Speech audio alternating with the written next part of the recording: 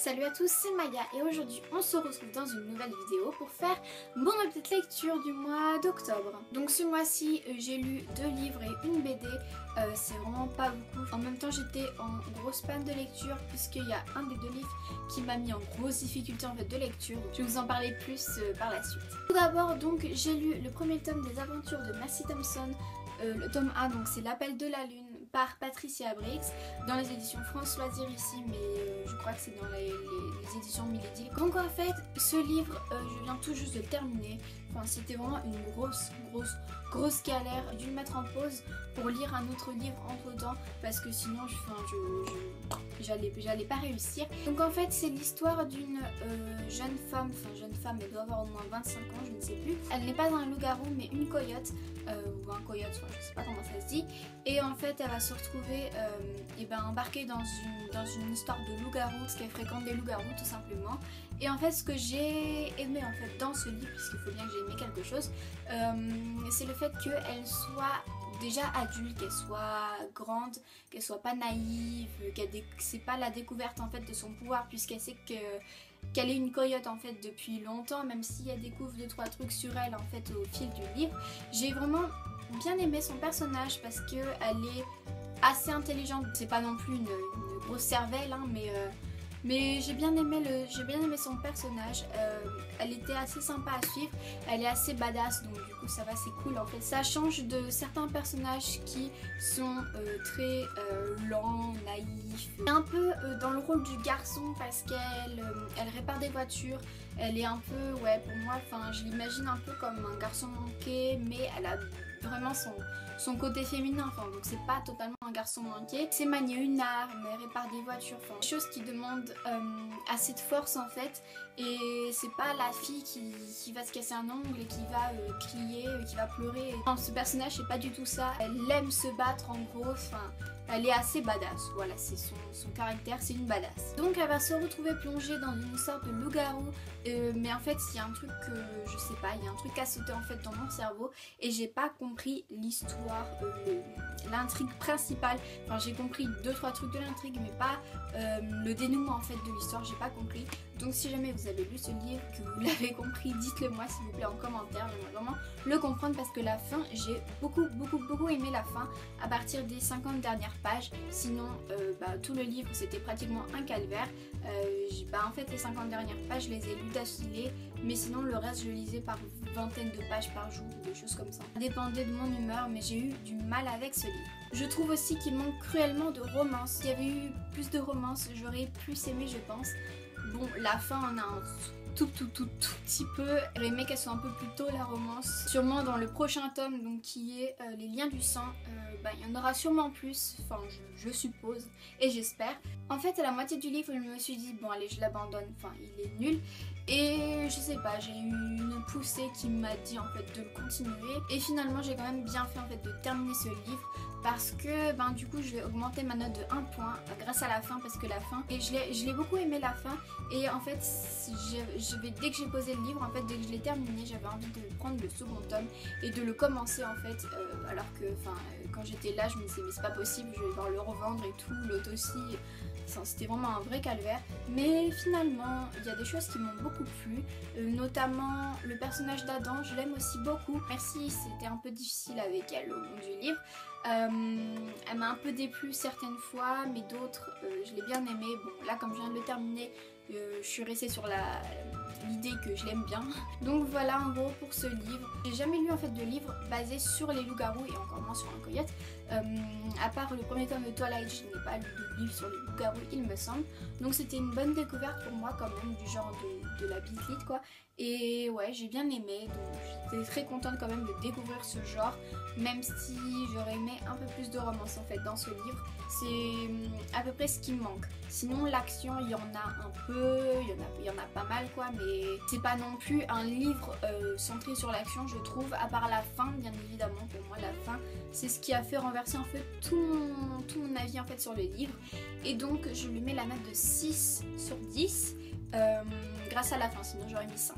Voilà. N'hésitez pas à aller voir mon article sur le blog donc sur ce livre où je décris en fait un peu plus ce qui m'a dérangé dans le livre, mais ce que j'ai un peu plus aimé quoi. Ensuite, je crois que c'était au bout de 2 semaines, j'ai mis en pause donc les aventures de Mercy Thompson et j'ai donc lu entre temps Rebelle, donc le tome 4 de La Maison de la Nuit, écrit par PC Cass et Christine Cass dans les éditions Pocket Jeunesse. Donc là c'est en version poche, donc je vous l'ai montré dans ma dernière vidéo, donc le book haul. J'étais très contente en fait de retourner dans cet univers et c'est sûrement en fait le fait que j'en avais marre des aventures de Mercy Thompson.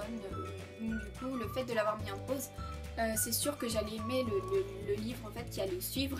Enfin, ça pouvait pas être pire, ça c'est sûr. J'étais très contente de retrouver Zoé et Aphrodite et tout ça et tous les personnages en fait du livre. Donc en fait dans ce tome, Zoé va devoir réunir le plus de force possible pour vaincre les forces du mal qui ne cessent de s'abattre sur elle.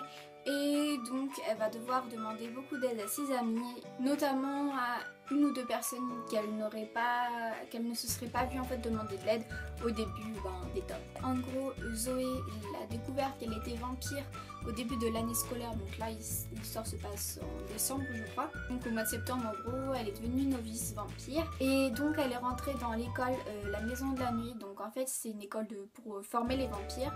Ils ont 5 ans je crois pour devenir vampires. Il y a des drames en fait parce que les novices ne sont pas immunisés contre la mort.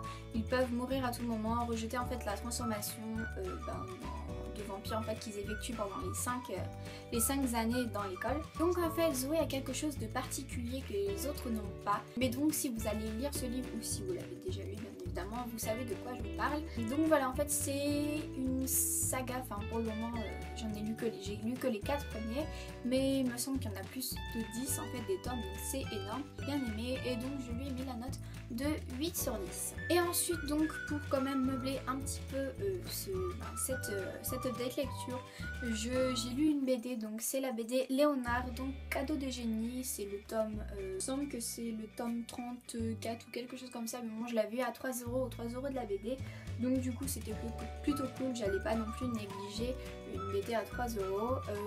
Et finalement c'était pas mal franchement. Je connais en fait cette BD via le dessin animé, donc je savais pas en fait que c'était tiré d'une BD à la base, mais je sais pas, j'ai voulu acheter la BD, c'était sympa, donc n'empêche de la lire. Il y a quelques caricatures en fait au fil des pages, je sais pas comment ça s'appelle, des petites histoires, enfin je sais pas. En gros les dessins ça se présente comme ça, je vous montre quand même un peu, voilà. Donc en fait c'est l'histoire de Léonard qui est donc Léonard de Vinci et de son comment il s'appelle, disciple, voilà, de son disciple qui n'arrête pas de faire que des conneries. Bon oui c'est quand même sympa. Par contre il y a ce petit personnage donc qui est un chat, j'ai pas aimé en fait le rôle qu'il avait. Il nous parle à nous en fait et il nous dit tout au long du livre: ah tu es encore là, qu'est-ce que tu fais encore là, ah dis donc t'as du courage de rester là.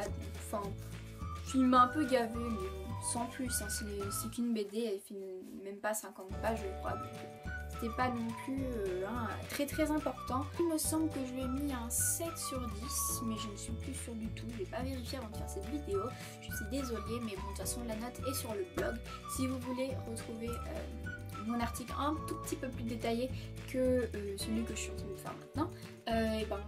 Je vous mets les liens dans la barre d'infos bien évidemment. Donc voilà, cette vidéo est maintenant terminée, j'ai pratiquement rien vu ce mois-ci, il faut se l'avouer. En plus j'avais une semaine de vacances, donc c'est pendant cette semaine de vacances que j'ai profité en fait pour mettre en pause Mercy Thompson et pour lire Rebelle. Donc j'ai lu aussi Léonard, mais bon, ça m'a pris même pas 1 heure en fait. N'hésitez pas à aller me suivre sur Twitter ou encore sur la page Facebook que j'ai créée il y a de cela 1 mois, 2 mois, je ne sais plus du tout. Donc sur Twitter je poste régulièrement des choses qui ne sont pas non plus vraiment reliées au livre, mais parfois oui. Des séries aussi, je parle beaucoup de séries, de films quelquefois, mais sinon je parle de ma vie. Donc du coup si vous voulez vraiment suivre ma vie, suivez-moi sur Twitter. J'ai aussi un compte Instagram où je poste parfois des photos du livre, et sur Livre Addict aussi, donc je vous laisse tout ça en barre d'infos. Et l'application aussi TV Showtime, donc je vous mets mon pseudo TV Showtime. Donc je vous laisse aussi tous les liens sur lesquels vous pouvez me retrouver en barre d'infos, bien évidemment. Voilà, donc n'hésitez pas à me dire si vous avez lu certains livres, hein. Si vous avez lu un des 3 livres ou 2 des 3 livres ou 3 des 3 livres que j'ai présentés dans cette vidéo. J'espère que tout petit update lecture vous a plu. N'hésitez pas donc à vous inscrire à la chaîne, à liker la vidéo et je vous fais de gros bisous. Bye bye.